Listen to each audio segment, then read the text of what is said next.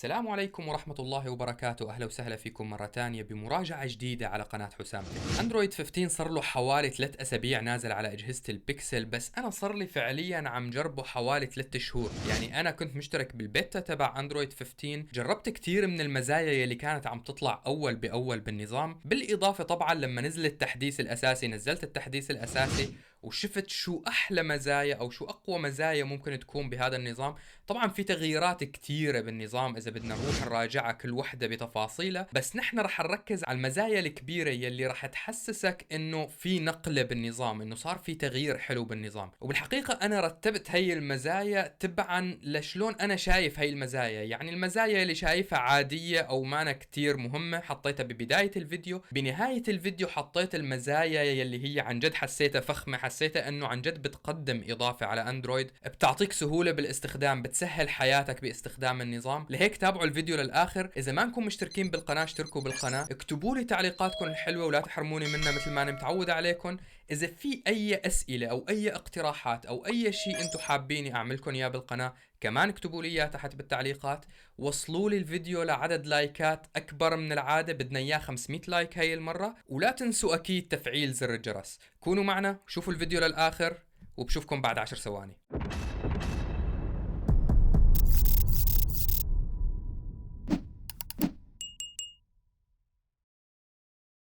بداية أول شغلة راح نلاحظها بمجرد نزلنا التحديث الجديد هي سلاسة الأنيميشن يلي صارت فيه. يعني على سبيل المثال من خلال التقليب بين التطبيقات أو لما تفتح الريسنت أبس مثل ما أننا شايفين هون، راح نلاحظ إنه الأنيميشن سريع بشكل حلو، يعطينا هذا الارتداد الحلو بمجرد فتحنا الريسنت أب، الشيء يلي بيحسسك بسلاسة النظام أكثر. وعلى سبيل المثال بمجرد فتحت واحد من التطبيقات وحبيت تطلع منه عن طريق الجاشكرز، راح تلاقي إنه في عندك هي الحواف الإضافية اللي عم تنضاف على الشاشة يلي بتدلك انه هي الشاشة رح تسكر حاليا. يلي بينقلنا للتصميم يلي صار فيه تعديلات شوي على شكل الاطارات يلي صار فيها انحناء اكبر من ناحية الزوايا، بالاضافة طبعا للكنترول سنتر يلي ما شفنا فيه اي تعديل حقيقي، لسه نفس الاشكال. بس التعديل يلي شفناه حقيقة هو على الساوند سلايدرز او على الشغلات يلي بتتحكم فيها بالصوت. بمجرد تضغط على الثلاث نقاط وتفتح لك هي النافذة رح تلاقي انه صار في عنا السلايدرات اكبر بشكل ملحوظ، صار فيك تتحكم فيها بشكل اسلس. على سبيل المثال تعملها سايلنت، تتحكم فيها بشكل اسلس كونه انه صارت اكبر بشكل ملحوظ. بالاضافه طبعا غير انه في عنا هدول السلايدرات، في عنا المكان اللي صار فينا نتحكم فيه بمخرج الصوت من الهاتف يلي بيحدد من وين بدنا الصوت تبع الهاتف يطلع. لو كان في عنا بلوتوث متصل او سماعه بلوتوث متصله على سبيل المثال، راح نلاقيها مدرجه بهي الليسته، وعن طريقها بنقدر نختارها ونختار انه الصوت يطلع من خلاله. بالاضافه طبعا لزر ترانسكريبشن يلي موجود عنا، وزر السيتنجز اللي اذا ضغطنا عليه راح يفتح لنا الاعدادات الكامله يلي موجوده بالسيتنجز الخاصه بالصوت، يلي بدورها ما شهدت كمان اي تغييرات كبيره. يعني لساها نفس الليست يلي نحن متعودين عليها ونفس السيتنجز اللي نحن متعودين عليها بالنسبه للصوت. تحديث جديد ما اقتصر بس على هذا التحديث، صار في عنا شويه مزايا جديده او تعديلات من حيث التصاميم. رجوعا للقائمه الرئيسيه، في عنا اضافه جديده صارت على الويدجتس يلي فيك تضيفها على القائمة الرئيسية. لو فتحنا الويدجتس على سبيل المثال رح نلاقي صار في عنا قسم اسمه الاسينشلز، هي عبارة عن اقتراحات بيقدم لك اياها النظام لو ممكن تستفيد منها اذا ضفتها على القائمة الرئيسية. على سبيل المثال في عنا هون الويدجت الخاصة بالبطارية، بدلنا على قديش في شحن بالجهاز. بالاضافة طبعا انه صار في عنا التطبيقات الخاصة بجوجل. على سبيل المثال الكالندر هون هي تطبيقات بتعطيك لايف، يعني بتعطيك الداتا الحقيقية يلي موجودة على جهازك حاليا، مو مجرد داتا عشوائية بس لحتى انه تعطيك شكل الويدجت كيف راح تكون. لا، هي عم تعبي الويدجت بالداتا تبعك الحقيقي انه تعطيك الشكل الحقيقي للداتا كيف راح تكون. يعني على سبيل المثال لو شفنا عنا الساعات راح نلاقي انه هي ساعات حقيقية مثل ما اننا شايفين، هي اخذة نفس الوقت الحقيقي تبع الجهاز تبعنا اللي هو 3 و33 دقيقة. الساعة بتضل عم تحدث بشكل مباشر وبتعطينا كيف شكل الساعة لو نحن اضفناها. يعني لو اضفنا هاي الساعة على سبيل المثال راح يعطينا هلا شو الساعات التشريحات المتاحة أو كيف الأشكال المتاحة لهي الويدجتس، لنختار هي على سبيل المثال، راح نلاقي إنه هو نفس الشكل تماما، نفس الأنيميشن يلي كان معروض لنا من قبل. شغلة تانية تم إضافتها على موضوع الديزاين، يعني لو فتحنا برنامج مثل أوثنتيكيتر يلي بيتطلب منا إدخال البصمة، راح نلاقي إنه صار البوب أب تبع البصمة عنا أكبر بشكل ملحوظ، المكان يلي بتحط فيه بصمتك. بالإضافة طبعا إنه صار في عنا هذا المكان يلي بيورجيك شو هو التطبيق يلي عم يطلب البصمة حاليا، الشيء يلي بيعطيك ليفل سكيورتي أكبر، خاصة إنه في بعض التطبيقات بتقوم بتزوير هي العملية بحيث إنها تسرق البيانات البيومترية تبعيتك لتستخدمها مع تطبيقات تانية وتسرق منها الداتا التانية فيما بعد، اللي هو شيء بصراحة صار بدلك شو هو التطبيق يلي انت عم يستعمل الداتا حاليا، وبخليك تتأكد انه هذا هو التطبيق يلي عم يطلب البصمة تبعك حاليا، هذا هو التطبيق يلي عم يطلب الاوثنتيكيشن. طبعا ما بننسى التحديثات يلي وظيفتها ان تسهل حياتك او تسهل عليك استخدام النظام بشكل انت ما كنت متعود عليه. يعني وعلى سبيل المثال السيتنجز يلي بدورها كمان شهدت شوية تحديثات. يعني على سبيل المثال رح نلاحظ اول شيء انه اسماء الجروبات اللي بالسيتنجز تم تغييرها، وتم ضم مجموعة من الاعدادات يلي كانت موجودة باماكن متفرقة تحت جروبات محددة. يعني على سبيل المثال في عنا السكيورتي اند برايفسي يلي كانوا فعليا شبه منفصلين فيما سبق، انه كان بدك تدور على بعض الاعدادات باماكن مختلفة. في عنا كثير من الشغلات يلي تم تحديثها بحيث انه تسهل عليك عملية انك تلاقي الاعداد يلي انت عم تدور عليه بالضبط وتغيره، يلي للوهلة الاولى يمكن تحسه انه ما تغير بشكل كبير، رح تحس انه هو لسه نفس السيتنجز اللي كانت موجودة. بس بصراحة بمجرد بدء استخدامي للنظام لاحظت انه في تغييرات كتير حلوة صارت على النظام، من ضمنها شوي من الداتا يلي ممكن تنعرض لك، بالاضافة لبعض الخيارات الاضافية اللي تم اضافتها يلي كمان رح نحكي عنها اكيد بهذا الفيديو. واحدة من الاضافات الصغيرة يلي انا كتير حبيتها بصراحة بمجرد فتح للنظام يلي هي شغلة تم اضافتها على الستورج. لو رحنا لتحت حنلاقي مباشرة انه صار في عنا سيكشن جديد اسمه temporary system files يلي بيعرض لك الملفات المؤقتة للنظام يلي بيستعملها النظام لحتى ينجز بعض العمليات او يعمل كاشنج لبعض العمليات يلي ممكن تاخذ وقت بالعادة، يلي بيعطيك شعور بالسلاسة وبيريح النظام من انجاز العمليات المكررة يلي بيضل دائما بيساويها. بالاضافة طبعا لبعض التعديلات او التحديثات يلي استهدفت الامان بشكل خاص،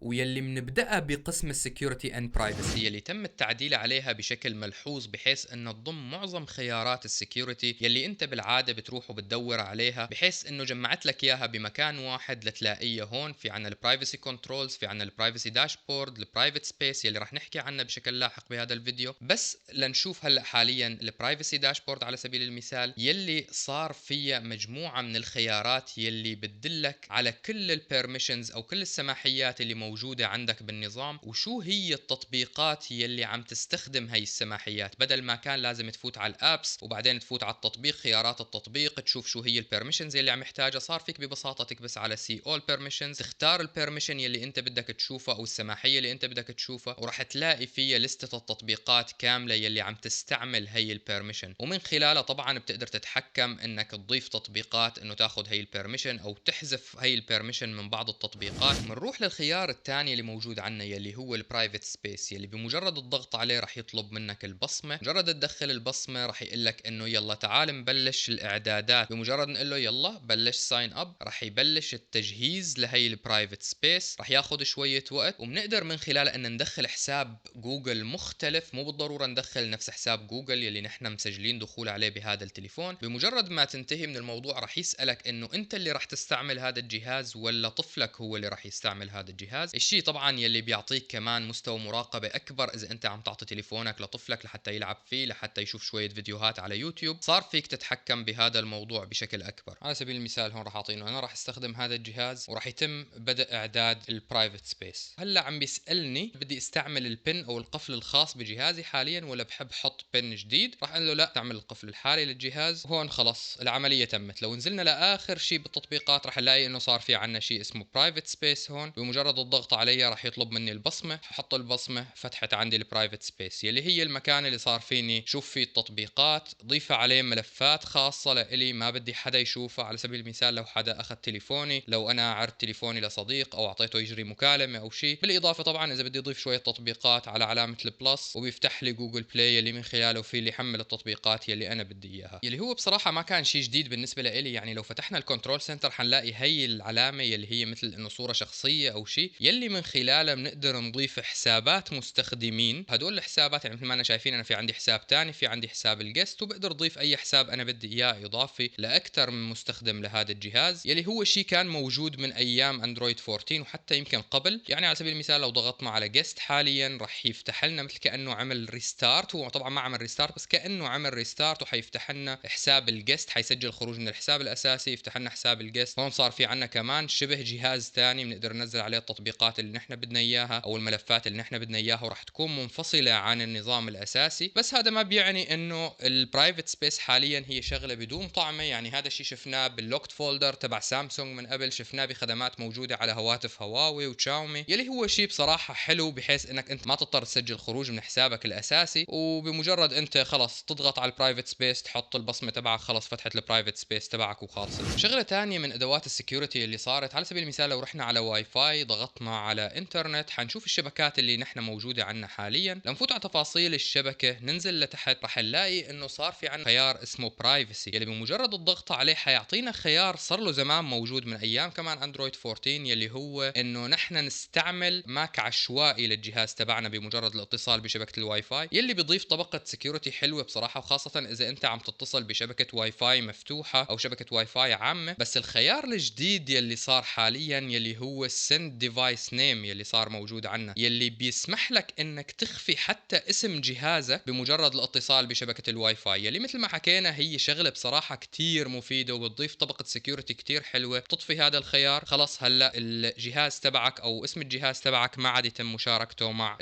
نقطه الاتصال تبع الواي فاي. وانتقالا لنوع تاني من التحديثات يلي هدفها انك تحقق اكبر استخدام او اكبر فائدة من استخدامك للجهاز. الخدمة الثانية يلي هي أرشفة التطبيقات. يعني على سبيل المثال بهذا التطبيق أو جوجل والت على سبيل المثال ضغطنا على أركايف رح نلاقي إنه تغير لون الأيقونة عنا، بحال احتجنا التطبيق رح نضغط عليه مرة ثانية رح يتم تحميل التطبيق مرة ثانية وخلص صار التطبيق جاهز للاستخدام. الحقيقة النقطة من هذا الموضوع إنه أنت على سبيل المثال حابب تحذف تطبيق أنت ما عم تستعمله حاليا، ما بدك إياه يضل عم بيستهلك مساحة، ببساطة بتعمل له أركايف بحيث إنه يوفر لك المساحة تبعك، وبمجرد انك تعمل له استعاده او تشغله وقت الحاجه رح تلاقي انه كل بياناتك لساها محفوظه بقلب التطبيق بدون ما تخسر شيء منها، او انك تعيد تفعيله من اول وجديد او تعمل استعاده او تعمل له باك اب. اساسا خدمه ثانيه تم اضافتها بالاعدادات، على سبيل المثال لو فتحنا البلوتوث وطفيناه هلا صار في عنا خيار ثاني اسمه اوتوماتيكلي تيرن اون بلوتوث، انك ترجع تشغل البلوتوث ثاني يوم في حال انت على سبيل المثال او حدا بده يشبك على السماعه تبعك انت فصلت وحابب انه يرجع هذا الشيء مباشره بدون ما انت تروح على الاعدادات وترد تشغله. طبعا بالاضافة لبعض الميزات يلي كانت موجودة على اجهزة تانية وانا كنت بصراحة بتمنى اشوفها باندرويد. واحدة من الشغلات اللي كانت موجودة على أجهزة أبل من قبل بصراحة وكنت حابب إنها تكون هلأ موجودة على أندرويد، يلي هي موضوع السكرين اتنشن يلي بنقدر نوصل له عن طريق السكرين تايم اوت بالسيتنجز، يلي بتسمح لك بمجرد تشغيله تضل الشاشة ضاوية طالما أنت عم تستعمل التليفون أو طالما أنت عم تطلع بالتليفون، بحيث إنها تراقب عينك أو مكان عينك عن طريق الكاميرا تبع الهاتف وتعرف إنه أنت لسه عم تطلع على التليفون أو أنت فقدت انتباهك وعم تطلع على شيء تاني، بحيث إنه خلص تطفيه بعد مؤقت زمني معين يلي هو السكرين تايم اوت اللي بنقدر نحدده من فوق 15 او 30 او دقيقة. وطبعا واحدة من أهم الإضافات يلي تم إضافتها يلي هي تم إضافتها على خيارات المطورين يلي بتستهدف المطورين تحديدا، الناس يلي بيكتبوا برمجيات أو يلي بيصمموا برمجيات خاصة بأندرويد ويلي راح تسهل حياتهم كتير بصراحة، وأنا واحد منهم، يلي هي الميموري بروفايلنج. يعني مثل ما بنعرف في عنا ذاكرة وصول عشوائي بالجهاز يلي هي رام، ومن خلال هذا الخيار لما منفعله صار فينا نحدد او نقدر نشوف كل تطبيق قديش عم يستخدم من الرام او قديش عم يستهلك من الرام تبع الجهاز، يلي بمجرد تفعيل هذا الخيار رح يطلب منا اعادة تشغيل النظام، وبمجرد نحن عملنا ريستارت للنظام خلص صارت الخدمة مفعلة. وبمجرد نفوت على هي الخانة مرة ثانية رح نلاقي انه صار في عنا بيانات الرام تبع الجهاز، يعني في عنا قديش في عنا مساحة، في عنا 12 جيجا رام، مستخدم منهم 4.6 جيجا رام، الفري منهم حاليا هو 7.5 جيجا رام، بالاضافه لمجموعه من البيانات يلي بتعطيك بيانات عن الرام او استخدام الرام بجهازك. ومجرد تضغط على memory used by apps رح تشوف التطبيقات او قائمه بالتطبيقات وقديش عم يستخدم كل تطبيق من الرام. كونه نحن شغلنا التليفون هلا رح نلاحظ انه ما في عنا غير اندرويد او اس هو اللي موجود بالقائمه. للي ما بيعرف كيف ممكن يفعل developer options،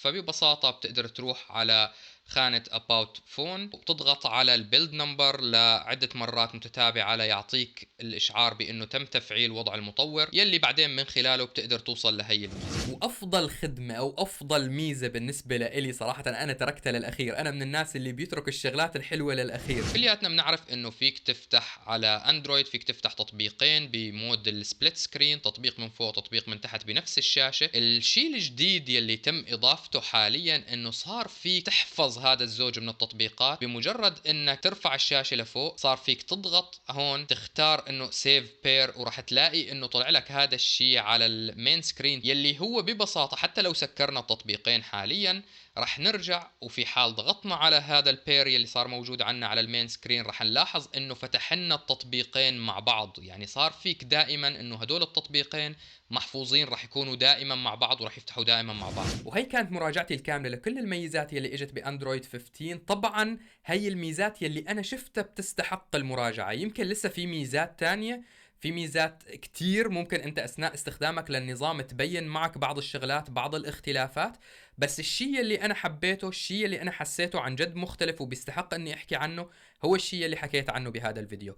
اذا استفدت من الفيديو او حبيته فلا تنساني بزر اللايك، ولا تنسى تكتب لي تعليقاتك كمان تحت بالتعليقات. اذا في اي ملاحظة او اي تعديل او اي خطأ انا حكيته بالفيديو فاكتب لي اياه كمان تحت بالتعليقات. بنبسط كتير لما بنتعلم من بعض، بنبسط كتير لما بنصحح اخطاء بعض. واذا ما انكم مشتركين اشتركوا بالقناة، لانه عدد قليل بس من اللي عم يشوفوا الفيديوهات هن المشتركين بالقناة. ولا تنسوا تفعيل زر الجرس، ضروري ضروري ضروري تفعلوا زر الجرس، لانه هذا الشيء بيساعد كتير. لما بنزل فيديو جديد بيوصلكم الاشعار مباشرة وبتقدروا تشوفوا الفيديو. كان معكم حسام، سلام.